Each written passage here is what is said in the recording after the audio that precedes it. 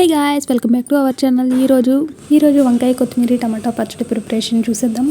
Pan పెట్టుకుని oil heat అయిన తర్వాత ఒక కప్ పల్లీలు వేసుకుని బాగా వేయించుకోవాలి. కొద్దిగా జీలకర్ర, ధనియాలు, వెల్లుల్లిపాయలు వేసుకుని కూడా బాగా వేయించుకున్న తర్వాత పక్కకు తీసేసుకుని పచ్చిమిర్చి వేసుకుని బాగా వేపుకోవాలి. పచ్చిమిర్చి కూడా ఫ్రై అయిన తర్వాత బౌల్లోకి తీసేసుకున్న తర్వాత కట్ చేసుకున్న కొత్తిమీర వేసుకుని ఫ్రై చేసుకుని పక్కకు తీసుకోవాలి. కట్ చేసుకున్న వంకాయ ముక్కలు వేసుకుని కొద్దిగా అల్లం కూడా వేసుకుని సాల్ట్ వేసుకుని బాగా ఫ్రై చేసుకోవాలి. వంకాయలు మగ్గిన తర్వాత పక్కకు తీసేసుకుని 3 టమాటాసు, 1 నిమ్మకాయ అంత చింతపండు వేసుకుని బాగా మగ్గించుకోవాలి.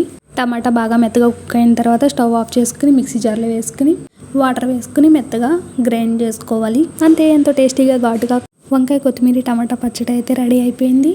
వేడి అన్నంలో నెయ్యి వేసుకుని తింటే చాలా టేస్టీగా ఉంటుంది. మీరు కూడా ట్రై చేసేయండి.